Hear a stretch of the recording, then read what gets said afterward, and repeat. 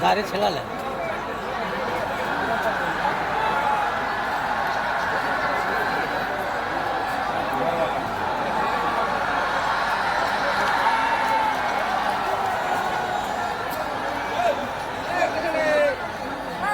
भाग्य जी, लालू जी, रवि देवी जी, अखिलेश यादव जी, तेजस्वी जी, सीताराम येचुरी जी, डी राजा जी, दीपंकर जी, केसी वेणुगोपाल जी, अखिलेश प्रसाद सिंह जी, तारिक अनवर जी, शकील खान जी, गठबंधन के वरिष्ठ नेता और गठबंधन के प्यारे कार्यकर्ता भाइयों और बहनों, प्रेस के हमारे मित्रों, इतने मित्र नहीं है प्रेस वाले, आप सबका यहाँ बहुत बहुत स्वागत, नमस्कार।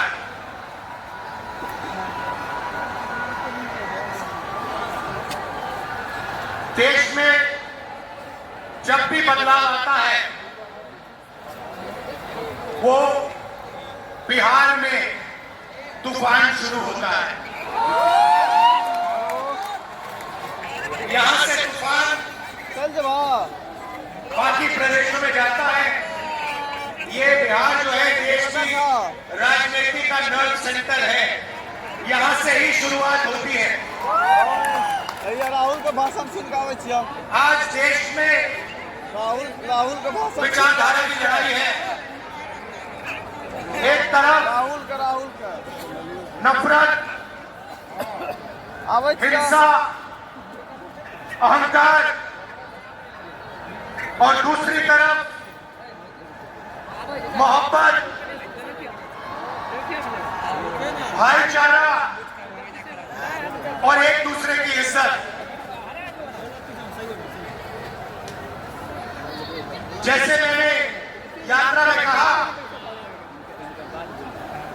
अगर आप गठबंधन को समझना चाहते हो,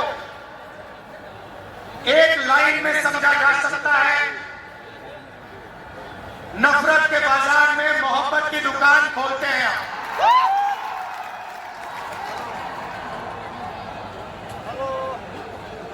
इस देश में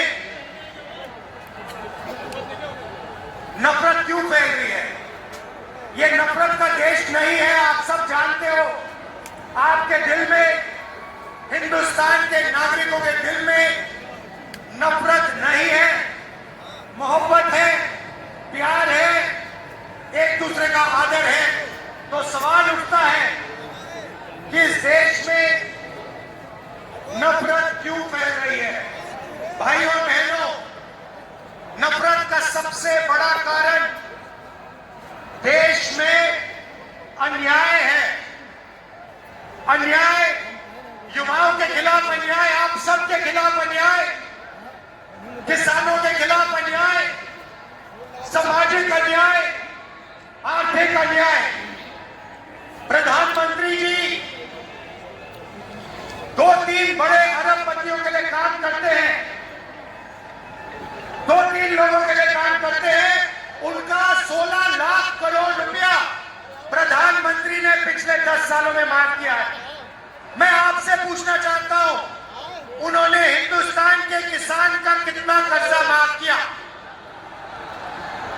हिंदुस्तान के मजदूरों का कितना कर्जा माफ किया? इसीलिए देश में नफरत फैल रही है। 40 साल से सबसे ज्यादा बेरोजगारी आज हिंदुस्तान में है। क्यों? क्योंकि बीजेपी ने छोटे व्यापारियों को, किसानों को, स्मॉल और मीडियम वाले बिजनेसेस को नष्ट कर दिया है। एक तरफ नोटबंदी की, दूसरी तरफ जीएसटी लागू की। नतीजा ये हुआ, जो लोग इस देश को रोजगार देते हैं, छोटे बिजनेस वाले, स्मॉल और मीडियम बिजनेस वाले, उन सब का काम बंद हो गया। जहां भी देखो बड़े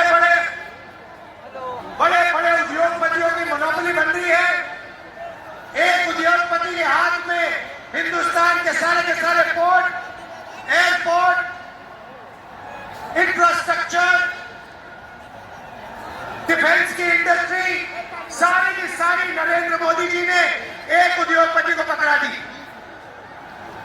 आप लोगों के लिए इस देश में कुछ नहीं बचा है। मैं आपसे सवाल पूछना चाहता हूं, इस देश में पिछड़ी जात के कितने लोग हैं?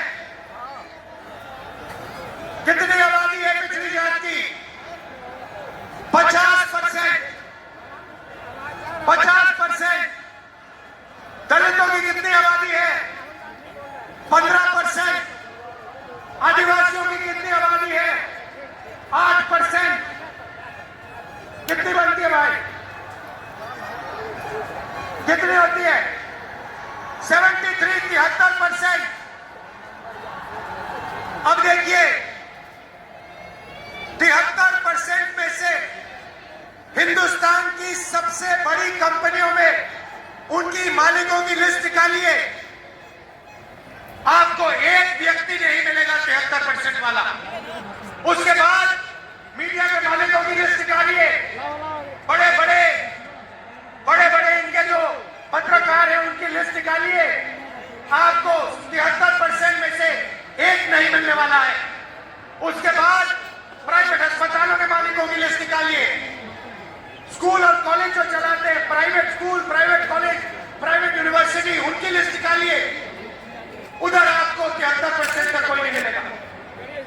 उसके बाद जो हिंदुस्तान को 90 ब्यूरोक्रेट चलाते हैं IAS वाले, उनकी लिस्ट निकालिए, उधर आपको 3 पिछड़े वर्ग के लोग मिलेंगे, 3 दलित मिलेंगे और 1 आदिवासी मिलेगा। और अगर हिंदुस्तान की सरकार 100 रुपए खर्च करती है बजट में, अगर 100 रुपए खर्च होते हैं तो 73% की 6% की 6 रुपए की भागीदारी बनती है। तो ये जो 73% है, और उसमें अगर आप जोड़ना चाहते हो तो गरीब जनरल कास्ट के लोगों को भी जोड़ लो। इनके लिए इस देश में कोई रास्ता नहीं बचा है। पहले क्या होता था? पहले पब्लिक सेक्टर होता था, उसमें गरीबों को रास्ता मिलता था, नौकरी मिल जाती थी, सरकार में रोजगार मिल जाता था, जैसे बिहार में तेजस्वी जी ने किया, जैसे छत्तीसगढ़ में हमने किया, कर्नाटक में, तेलंगाना में हम कर रहे हैं। मगर नरेंद्र मोदी जी ने ये सारे के सारे रास्ते बंद कर दिए। सेना में आप जाते थे, वहां अग्निवीर लागू कर दिया। अब देखना, अग्निवीर लागू किया, और अग्निवीर में पहली बार इस देश में 2 तरीके के शहीद होंगे। एक शहीद होगा, उसको शहीद का दर्जा मिलेगा, उसे पेंशन मिलेगी, उसे कैंटीन मिलेगी, और उसे गांव में, शहर में आदर मिलेगा। दूसरा शहीद होगा, अग्निवीर होगा, वो शहीद होगा, उसे शहीद का दर्जा नहीं मिलेगा, उसको पेंशन नहीं मिलेगी, उसको कैंटीन नहीं मिलेगी, और उसको ट्रेनिंग भी सही नहीं मिलेगी। एक तरफ चाइना के सैनिक, पाकिस्तान के सैनिक सालों की ट्रेनिंग लेते हैं, और हमारे युवाओं को नरेंद्र मोदी 6 महीने की ट्रेनिंग देने के बाद